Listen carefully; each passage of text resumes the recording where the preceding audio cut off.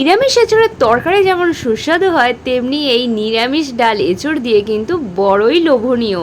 সত্যি বলছি, গরম ভাতে এই নিরামিষ এঁচোড়ের ডাল আর সাথে একটা গন্ধরাজ লেবু হলে জাস্ট জমে যাবে। এর জন্য জাস্ট একটা থেতো করা এলাচ, একটু গোটা জিরে আর শুকনো লঙ্কা সর্ষের তেলে ফোড়নে দিয়ে আগে থেকে নুন হলুদ দিয়ে সেদ্ধ করে জল ফেলে দেওয়া এই এঁচোড়টা দানা সমেত ভালো করে তেলেতে ভেজে নিলাম।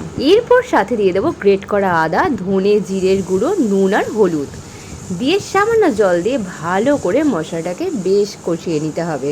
এই কষানোর কাজটা কিন্তু একটু ধৈর্য ধরে করতে হবে। ততক্ষণ দেখো তোমাদের সিঙ্গেল কর্মীর সাথে একটু দেখা করিয়ে দিই। ততক্ষণ এঁচোড়টা বেশ ভালো করে কষানো হয়ে গেছে, আর এর মধ্যে আমি দিয়ে দিলাম মুগ ডাল সেদ্ধ করে রাখা নুন আর হলুদ দিয়ে, সাথে একটা কাঁচা লঙ্কাও দিয়েছি। কাঁচা লঙ্কার একটু পাকা লঙ্কা দিয়ে দিয়েছি, ঝালটা তোমাদের ইচ্ছা মতো।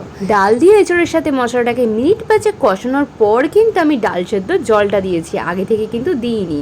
এটা অবশ্যই খেয়াল রাখবে। আর সাথে একটু এক্সট্রা জল লাগলে সেটাও দিয়ে দেবে। তারপর 2 চামচ মতো চিনি দিয়ে চাপা দিয়ে দিয়েছিলাম বেশ খানিকক্ষণের জন্য। আর তাহলেই কিন্তু রান্না রেডি। নামানোর আগে শুধু একটু ঘি ছড়িয়ে দিয়েছি আর দুটো গন্ধরাজ লেবুর পাতা ওপর দিয়ে চাপা দিয়ে রেখে দিয়েছিলাম গ্যাসের ফ্লেম অফ করে।